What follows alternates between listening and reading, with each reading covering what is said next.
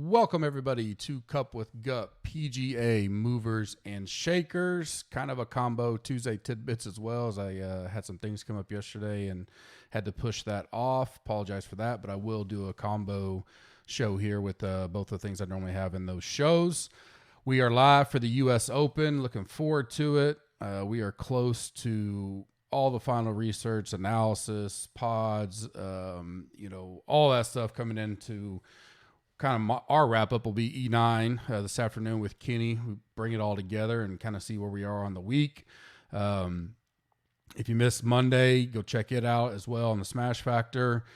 U.S. Open gets you 30% off this week. It includes a 7-day trial. If you sign up today, the good thing is you will get it through the British Open as well, or the Open as they call it over there.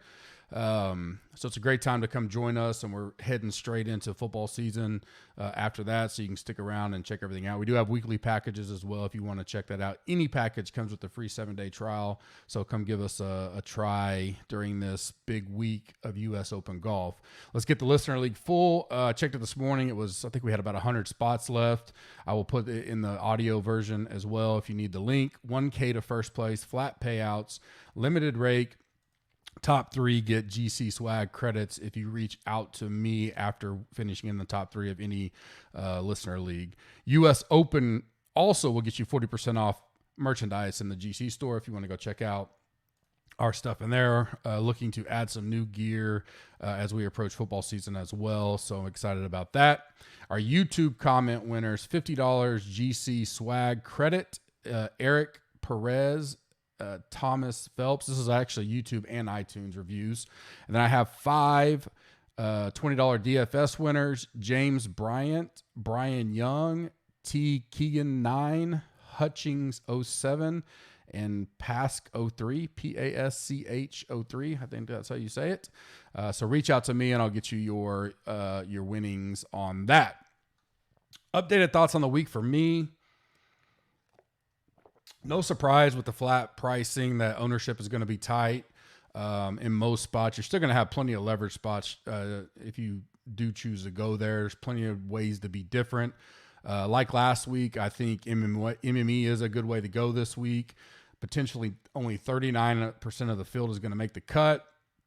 I'll do some 1 and 3 max, but and you can pick any dollar amount, but if I was going to do like 1 entry in the $888 or 20 in the $44, like this week, I'd feel better doing 20 in the $44. I just think it's going to be a very low 6 of 6. It's going to be very hard. Builds, narrowing it down to 1 lineup isn't, impossible. I definitely will have some of that 3 max stuff. I just feel building a nice pool this week and building MMEs is the way to go for me personally.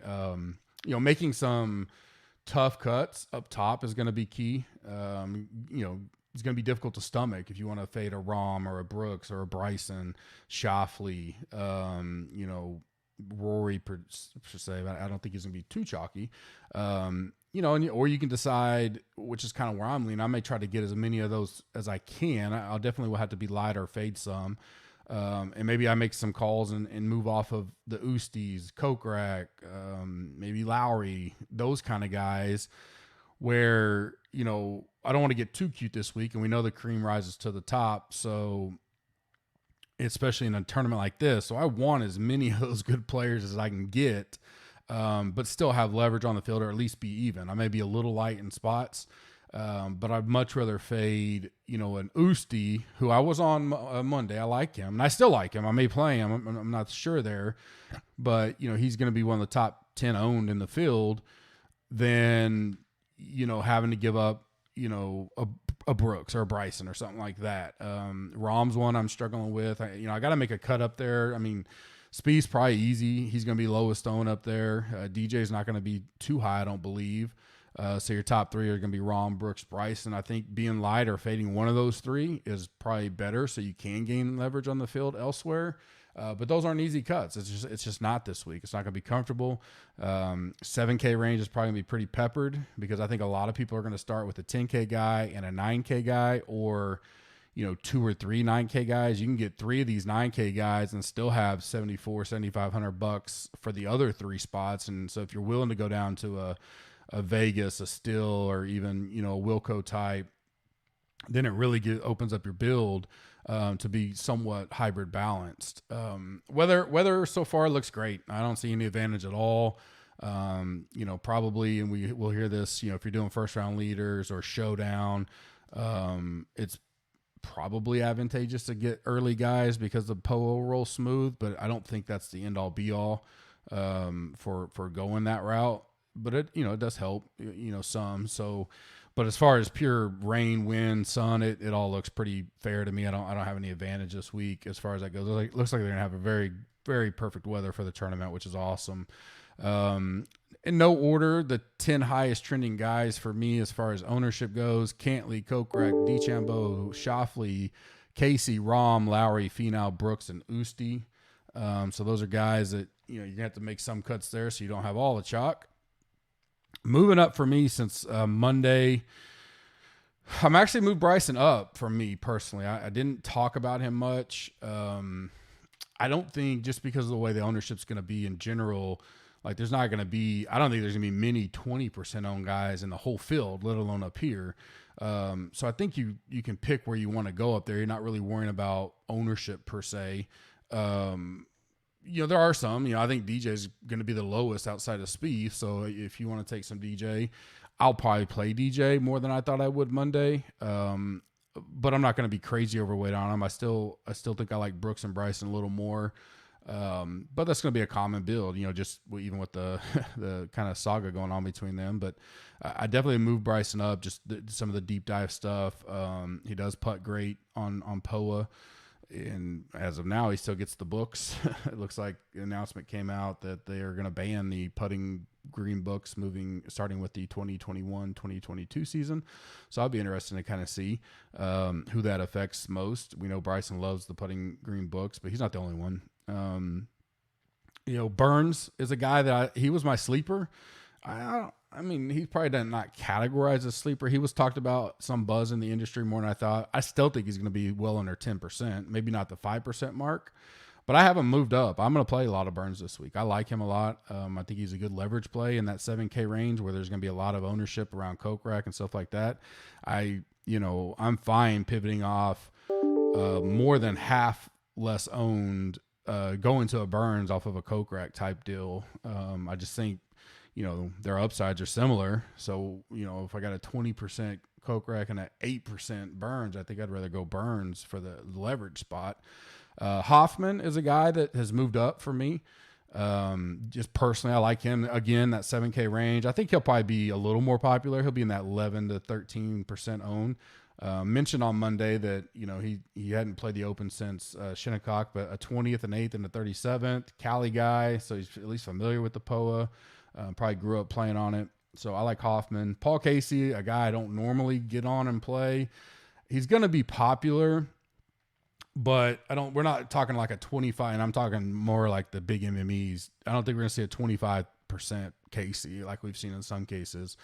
Maybe, 17, 18%. So I like him. I'll at least be even to the field there, maybe slightly over. Then Higo. I'm interested to see where Higo comes in at. He's one that I struggle with when I was trying to finalize ownership. I'm still doing that right now, getting ready to post it for the premium members.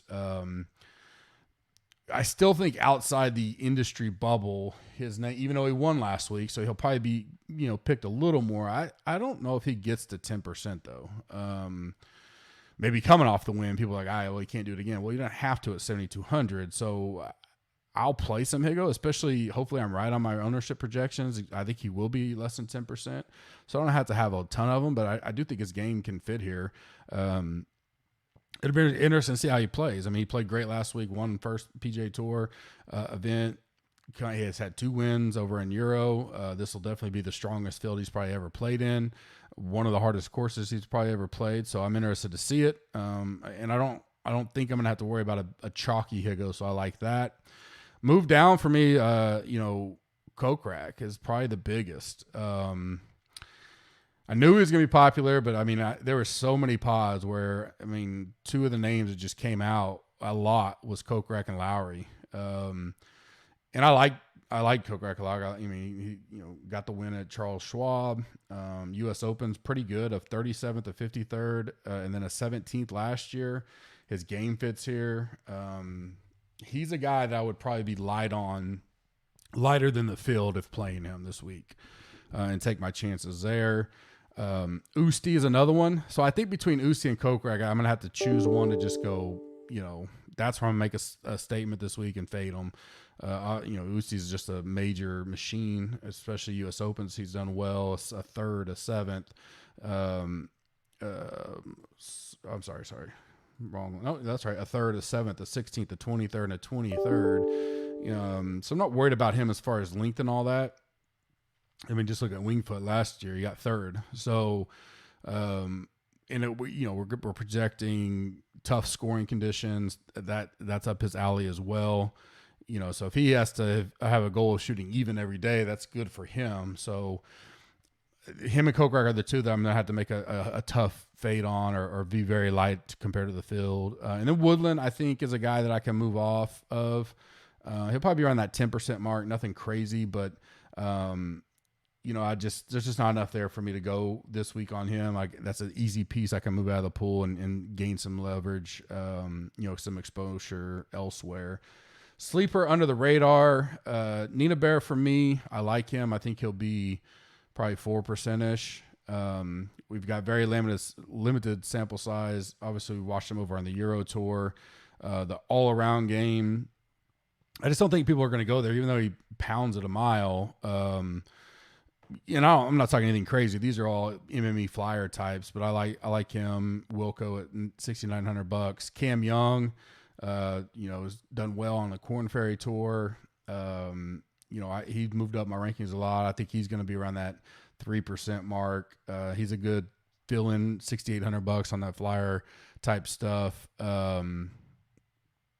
Chan Kim, I'm still on him. So, I talked about him Monday. Talked about the PGA Championship, but didn't really go in. He has 3 missed cuts at the U.S. Open. That's probably a little worrisome, but for 6,100 and you can, have 4% and you're double the field, I think he's worth a flyer.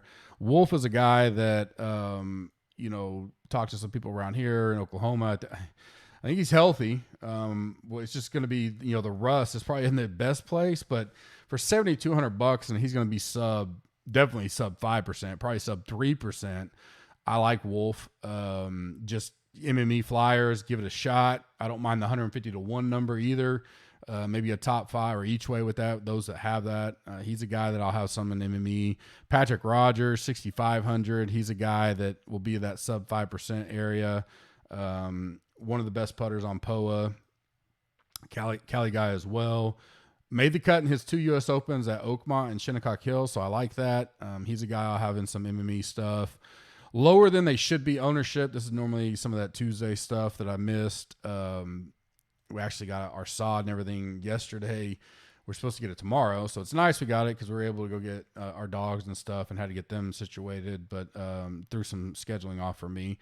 Rory, I think, the 9,900, I wonder how many people, he's one I'm interested to see when it comes down to click the button type deal. Are more people going to go to him when they start building? They're like, oh, I can get to Rory for 99. You got to jump over Bryson and Brooks to get to him, if you're scrolling down. So, and I got both those guys. I got all 3 of them fairly, but I think he's lower than he should be this week. I'll be overweight on Rory just from a game strategy standpoint. He doesn't have to win necessarily either at that price. DJ, he's kind of fallen by just the way that the pricing is. People are going to go up to Rahm. I'm projecting that. I think more will go to Rahm and just skip over DJ and Spieth. So I think DJ will have some leverage there. If you want it, I'll definitely have my fair share in MME. I don't know if he gets to my 1 to 3 lineup yet, but he definitely will be a guy I'm overweight on in MME. And then Bubba. I think Bubba, he plays Riv well, won it. Not the greatest U.S. Open, but he finished 31st last year at Wingfoot. I think his mentality is good. He's in great mental state. He's 22nd in my stat model. I'm willing to take a chance on him. I think he's going to be well under 5%. So, a guy like that, a veteran, can get around. I think with the tough scoring conditions, that helps him, because he does have a tendency to bogey from here time to time. But, if he can shoot +1 every day, he's going to be right there, probably top 20 for sure. So I like Bubba as a low own. Leverage play for me is going to be Hideki. I just think going way overlooked. Where he falls in the pricing is causing some of that. So he's probably going to be sub 10%. And I mean, his last 4 U.S. Opens, a 2nd, a 16th, a 21st, and a 17th at $8,800. If we get the 21st that he did at Pebble, we're good. We'll take that this week. Finishing positions are going to be crucial. So if he can top 20 here, he's 17th last year at Winged Foot, so tough conditions doesn't bother him. Putting's irrelevant because he sucks at putting anyway. So maybe it's just balances out the field for him. So I like him this week. I'll have some of him being, he's going to be sub 10%. I think he'll be closer to like 7-8%, to be honest. Final 5, I mean, you can go anywhere. You've been saving big boys for this tournament. You use them, Bryson, Brooks, whoever. My final 5 pool that I got down to now, and it can change based on, who do you have left, right? Obviously, if you have the good ones, play them. I like Brooks. I like Schauffele. I like Decham. I like Willie Z and Cantley. Reed was real close as well. I think Reed grinds out well here. Reed and Cantley have been a back and forth for me all week. I put Cantley slightly over Reed at the end of the day. Hope you guys enjoyed it. Come join us now. U.S. Open, get you 30% off, free trial. It'll get you in to see Kenny and I this afternoon. That's always a blast, especially for a major. It's no risk. You don't like it, cancel within 7 days. You never see a first charge. So no better time than now to give us a try. Hope you guys enjoy these short little pods throughout the week. Have a blessed week, and I'll see you guys later on for E9.